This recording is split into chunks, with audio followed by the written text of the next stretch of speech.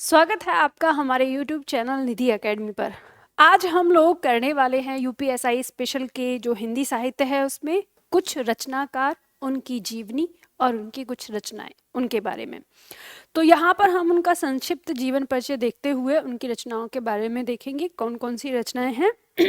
चलिए, सबसे पहले हमारे सामने रचनाकार हैं भारतेंदु हरिश्चंद्र। भारतेंदु हरिश्चंद्र, इन्हें युग प्रवर्तक के नाम से भी जाना जाता है। तो इन्हें कहा जाता है युग प्रवर्तक। बाबू भारतेंदु हरिश्चंद्र का जन्म काशी नगरी के प्रसिद्ध सेठ अमीचंद के वंश में 9 सितंबर 1850 को हुआ था। इनके पिता बाबू गोपाल चंद भी एक कवि थे। इनके मित्र मंडली में बड़े बड़े लेखक, कवि एवं विचारक थे जिनकी बातों से ये प्रभावित थे। ये बहुमुखी प्रतिभा के संपन्न साहित्यकार थे और इनकी मृत्यु 1885 में हो गई थी, यानी ये 34 वर्ष की अवस्था में ही इस पृथ्वी से विदा ले लिए थे। ध्यान दीजिएगा, इनको भारतेंदु हरिश्चंद्र को आधुनिक हिंदी साहित्य का जनक या आधुनिक हिंदी साहित्य का पितामह कहा जाता है। ठीक है, इनको ये उपाधि दी गई है, तो यह भी प्रश्न आ सकता है। तो ये 34 वर्ष की अवस्था में ही ये इतना सब कुछ लिख के गए थे कि ये 50 वर्ष का एक काल अपने नाम पर रखे गए। तो भारतेंदु युग इनके ही नाम पर रखा गया है। आधुनिक काल का आदिकाल जो है, यानी आधुनिक काल के अंदर आदिकाल यानी शुरुआत का जो 50 वर्ष है वो भारतेंदु युग के नाम से जाना जाता है। हम इनकी रचनाओं के बारे में बात करेंगे कि जो भारतेंदु हरिश्चंद्र जी की रचनाएं हैं, इनकी कविताओं में हम देखेंगे प्रेम सरोवर, वर्षा विनोद, वेणु गीत, दशरथ विलाप, भक्त सर्वस्व, प्रेम मालिका, प्रेम माधुरी, प्रेम तरंग, उत्तरार्ध भक्तमाल, प्रेम प्रलाप, गीत गोविंदानंद। देखो, गीत गोविंदानंद यहाँ से काफी बार प्रश्न आता है, गीत गोविंदानंद, तो ध्यान रखिएगा।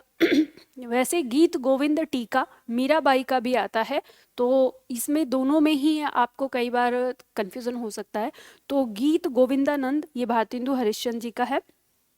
होली इनकी कविता, मधु मुकुल, राग संग्रह, वर्षा विनोद, विनय प्रेम पचासा, फूलों का गुच्छा, प्रेम फुलवारी और कृष्ण चरित्र।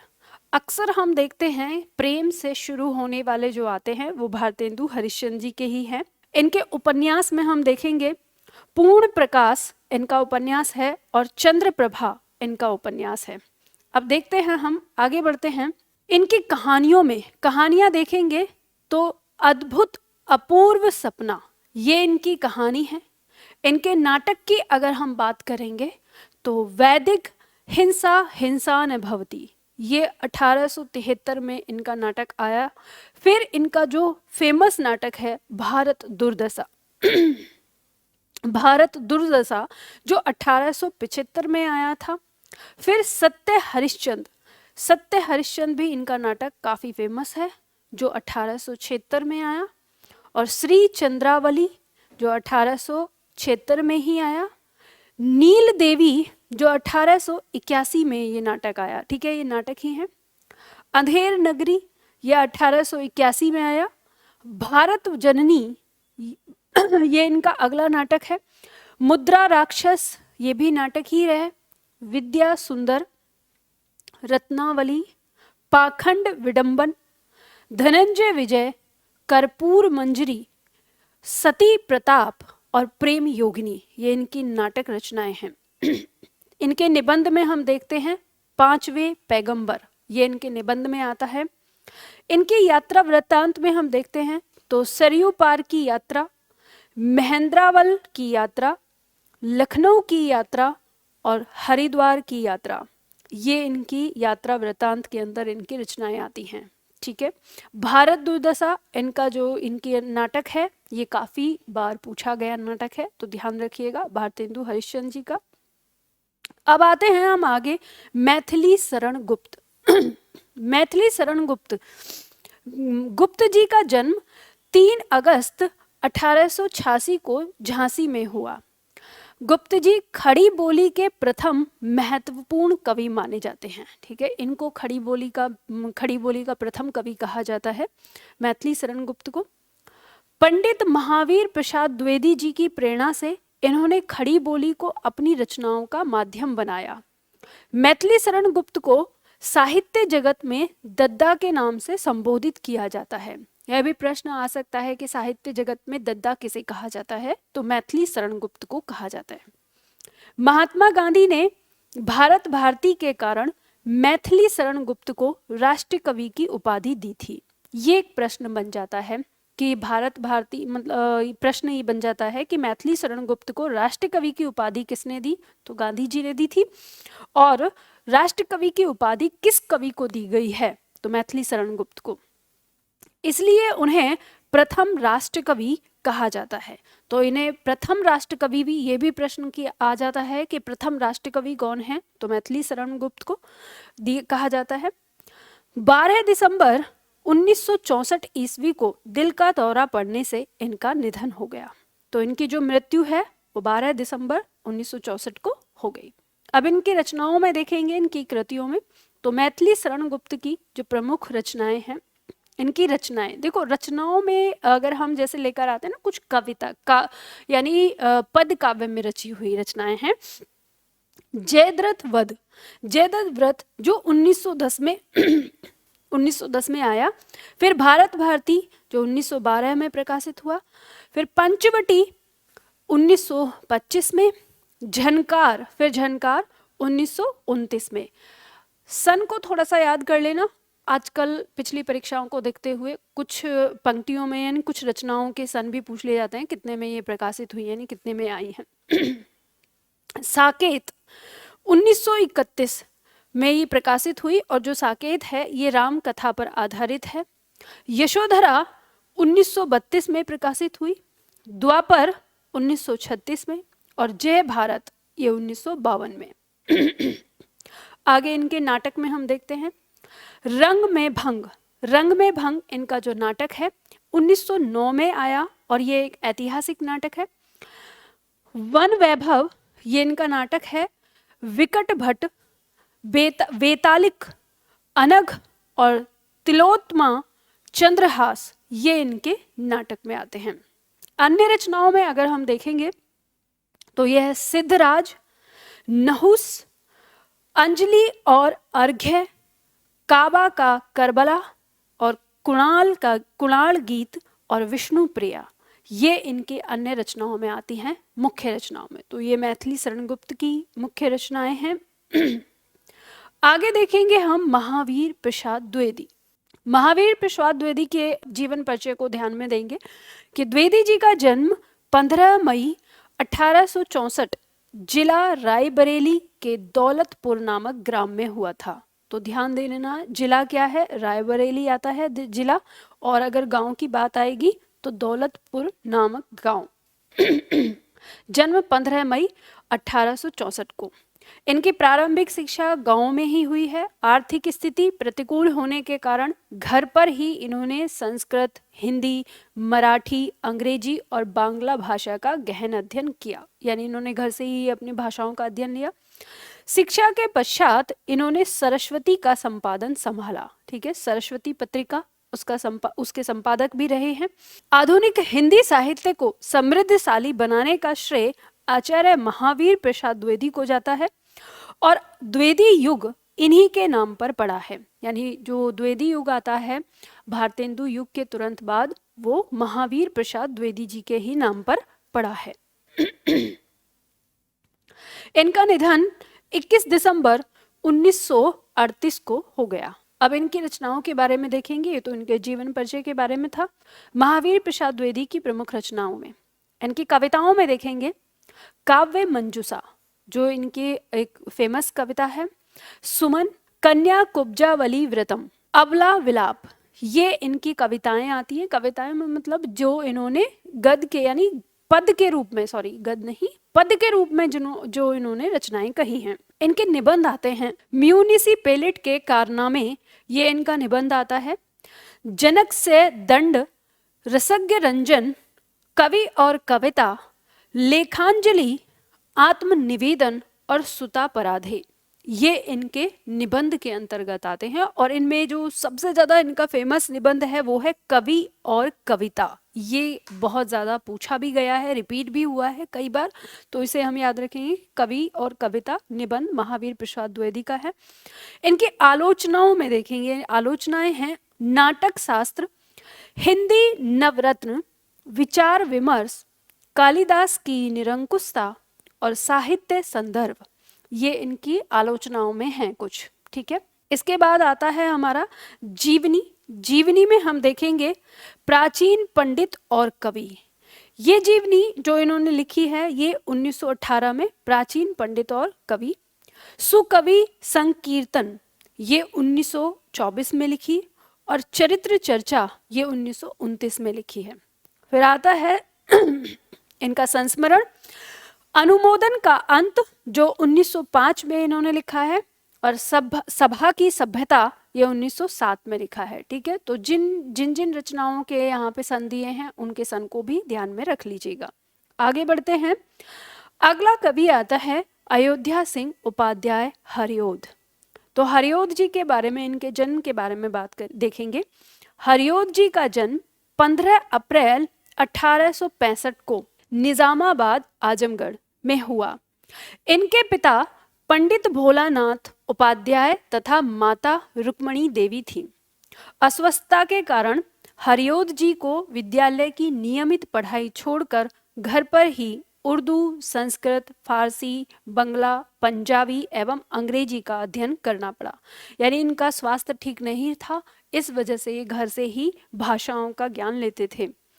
1883 में ये निजामाबाद के मिडिल स्कूल के हेडमास्टर हो गए, और 1890 में इन्होंने कानून गो की परीक्षा पास करने के बाद ये कानून गो बन गए। 1923 में पदावकाश के पश्चात काशी हिंदू विश्वविद्यालय के प्राध्यापक बन गए। यानी फिर इन्होंने कानून गो से रिटायर लेने के बाद, यानी उससे छुट्टी लेने के बाद इन्होंने विश्वविद्यालय का, जो काशी हिंदू विश्वविद्यालय, उसके प्रधानाचार्य बन गए। 16 मार्च 1947 को इनका निधन हो गया। तो 16 मार्च 1947 को इनकी मृत्यु हो गई। अब इनकी रचनाएं देखते हैं हम। तो अयोध्या सिंह उपाध्याय हरिओद की कुछ रचनाएं हैं जो हमारी परीक्षा में बहुत ज़्यादा आती हैं। कविताओं में हम देखते हैं प्रिय प्रवास, ये बहुत बार रिपीट होता है आपका। प्रिय प्रवास ये इनकी कविता में। पद प्रसून, चुभते चौपदे, चोखे चौपदे, बोलचाल, रस कलश, वैदेही वनवास, ये भी आता है। वैदेही वनवास इनकी रचना जो पूछी जाती है अयोध्या सिंह उपाध्याय की। इनके उपन्यास में हम देखेंगे ठेठ हिंदी का ठाट, अधकिला फूल। नाटक में हम देखते हैं प्रद्युम्न, विजय व्यायोग और रुक्मणी परिणय। तो ये इनके नाटक हैं दो। तो इनकी जो मुख्यतः रचनाएं हैं वो हमने यहाँ पर देखी। आगे बढ़ते हैं हम। अगला कवि हमारा आता है जयशंकर प्रसाद। जयशंकर प्रसाद जी का जन्म 30 जनवरी 1890 ईस्वी को काशी के सराय गोवर्धन में हुआ। प्रसाद जी की प्रारंभिक शिक्षा काशी में क्वींस कॉलेज में हुई, किंतु बाद में घर पर इनकी शिक्षा का व्यापक प्रबंध किया गया। पहले क्वींस कॉलेज में गए और फिर बाद में घर पे भी इन्होंने अपनी शिक्षा ग्रहण की, जहां इन्होंने संस्कृत, हिंदी, उर्दू तथा फारसी का अध्ययन किया। उन्होंने वेद, इतिहास, पुराण तथा साहित्यिक शास्त्र का अत्यंत गंभीर अध्ययन किया था। क्षय रोग से 15 नवंबर 1937 को इनका देहांत काशी में हो गया। तो इनकी जो मृत्यु है वो काशी में हुई 1937 को। इनकी रचनाओं के बारे में हम देखेंगे। जयशंकर प्रसाद जी की रचनाएं जो महत्वपूर्ण रचनाएं हमारी आती हैं। इनकी कविताओं में जो उनकी काव्य रचनाएं हैं उनमें उर्वशी, झरना, आंसू, लहर, कामायनी, ये बहुत ही ज़्यादा आपको रिपीट मोड पे मिलने वाली रचनाएं हैं। उर्वशी, झरना, आंसू, लहर, कामायनी, ये जयशंकर प्रसाद जी की रचनाएं। ठीक है। वन मिलन, प्रेम राज्य, अयोध्या का उद्धार, शोकोच्छ्वास, बभ्रुवाहन, कानन कुसुम, प्रेम पथिक, करुणालय, महाराणा का महत्व, ये इनकी बाकी और काव्य आते हैं। इनके उपन्यास में हम देखते हैं कंकाल, तितली और इरावती इनका अधूरा उपन्यास है, इसलिए महत्वपूर्ण हो जाता है, अधूरा उपन्यास रह गया था। तो कंकाल और तितली ये भी तीनों ही उपन्यास काफी महत्वपूर्ण हैं, ध्यान रखिएगा। इनकी कहानियों में आता है आकाशदीप, पुरस्कार, इंद्रजाल, आंधी, ग्राम, छाया। ये सब इनका जो कहानियां हैं, ये सारी की सारी कहानियां इनकी अति महत्वपूर्ण हैं, ये परीक्षा में पूछ ली जाती हैं। इसके बाद सुनहरा सांप, सालवती, मधुवा, गुंडा, चूड़ी वाली नीरा और प्रतिध्वनि, देवव्रत, ये बाकी अन्य कहानियों में आता है। आगे इनका नाटक, इनके नाटक में देखेंगे नाटक चंद्रगुप्त, इनका नाटक है अजातशत्रु जो 1973 में प्रकाशित हुआ। फिर इनका नाटक है स्कंदगुप्त, ध्रुव स्वामिनी। इनके ठीक उसी तरह से जैसे कहानी है उसी तरह से नाटक भी, ये नाटक अति महत्वपूर्ण है, याद रखनिया। चंद्रगुप्त, अजातशत्रु, स्कंदगुप्त और ध्रुव स्वामिनी, ये जयशंकर प्रसाद जी के नाटक हैं।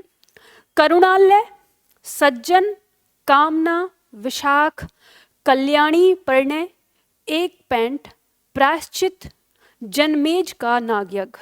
इनकी एकांकी में आता है एक घूंट एकांकी। और यहाँ पे निबंध के बारे में हम बात करें तो काव्य कला तथा अन्य निबंध जो 1939 में आए, और यथार्थवाद और छायावाद, रंगमंच, मौर्यों का राज्य परिवर्तन, ये इनके निबंध में आते हैं। ठीक है, तो ये महत्वपूर्ण है, हम ध्यान रखेंगे। ठीक है, आगे देखेंगे हम।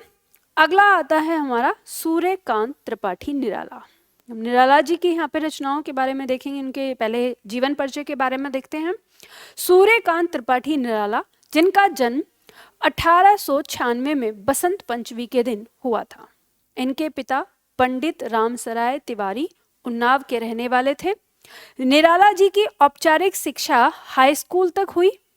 तदुपरांत हिंदी, संस्कृत तथा बांग्ला का अध्ययन इन्होंने स्वयं से ही किया। इलाहाबाद शहर में इन्होंने एक मित्र राय साहब के घर 15 अक्टूबर 1961 को अपने प्राण त्याग कर इस संसार से विदा ली। यानी इनका जो देहांत है वो 15 अक्टूबर 1961 को हुआ। इनके मित्र थे राय साहब, उनके घर पे इनकी मृत्यु हुई। यहाँ पे हम देखेंगे इनकी रचनाएं। सूर्यकांत त्रिपाठी निराला की रचनाओं के बारे में हम देखेंगे। सबसे पहले कविताएं, यानी जो काव्य रचनाएं हैं इनकी, सरोज स्मृति, राम की शक्ति पूजा, कुकुरमुत्ता, गरम पकौड़ी, अनामिका, तुलसीदास, प्रेम संगीत, नए पत्ते, गीत गुंज, सांध्य काकली। ये सांध्य काकली, ये इनका जो प्रकाशन हुआ ये मरणोपरांत हुआ 1969 में, यानी इनके मरने के काफी समय बाद इनका सांध्य काकली का प्रकाशन हुआ इनकी कविताओं में। यहाँ पे हम देखेंगे जो सरोज स्मृति यहाँ पे रचना है, ये इनकी पुत्री की याद में लिखी हुई रचना है। इनकी पुत्री सरोज। राम की शक्ति पूजा, ये इनकी महत्वपूर्ण कृति है। ठीक है, ये ध्यान देना, राम सरोज स्मृति के बाद राम की शक्ति पूजा, ये महत्वपूर्ण कृति। फिर कुकुरमुत्ता, ये भी इनकी महत्वपूर्ण कृति है। तो ये कई बार परीक्षा में रिपीट हो चुके हैं अलग अलग, ये हम देखेंगे। इनके उपन्यास की हम यहाँ पर बात करें तो उपन्यास है अप्सरा, अलका, प्रभावती, निरूपमा चोटी की पकड़ और काले कारनामे, ये इनके उपन्यास हैं, यानी मुख्यतः उपन्यास। इनकी कहानियों में हम देखेंगे लिली इनकी कहानियों में लिली, सुकुल की बीवी, श्रीमती गजानन देवी और पद्मा, ये इनकी कहानियों में आते हैं। और इनकी आलोचनाओं में हम देखेंगे तो रविंद्र कविता कानन और पंथ और पल्लव। तो ये पंथ और पल्लव है इनकी आलोचना, ये भी आपकी परीक्षा में कई बार आई हुई है, तो इसे भी ध्यान देंगे कि सूर्यकांत त्रिपाठी निराला जी की पंक्तियां हैं, इनकी आलोचना है। ठीक है, तो ये इनकी कृतियां हम लोगों ने देखी। आगे हम बढ़ेंगे, ध्यान देंगे। अगला आता है हमारा महादेवी वर्मा। महादेवी वर्मा का जन्म 26 मार्च 1907 को होली के दिन फर्रुखाबाद उत्तर प्रदेश में हुआ। ध्यान दीजिएगा, ये आपसे प्रश्न कई बार पूछा जा चुका है। महादेवी वर्मा के जन्म की बात करें, ये प्रश्न आ चुका है।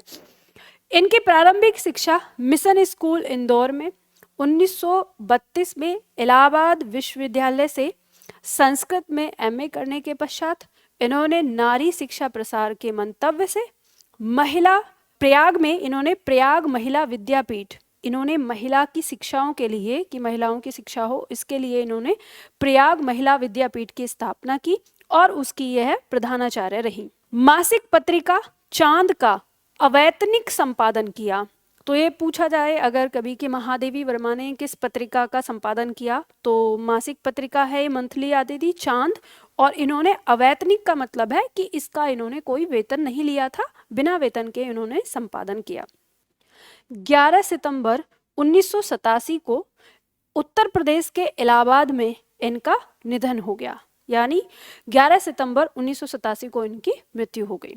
अब इनकी रचनाओं के बारे में देखेंगे, इनकी महत्वपूर्ण रचनाओं के बारे में। महादेवी वर्मा की रचनाएं, महादेवी वर्मा की रचनाओं के बारे में हम देखेंगे तो इनकी महत्वपूर्ण रचनाएं आती हैं। कविताओं में हम देखते हैं निहार, रश्मि, नीरजा व संध्या गीत, सभी का संकलन यामा के नाम से आता है। ठीक है, इन सारी कविताओं का जो संकलन है वो यामा के नाम से आता है।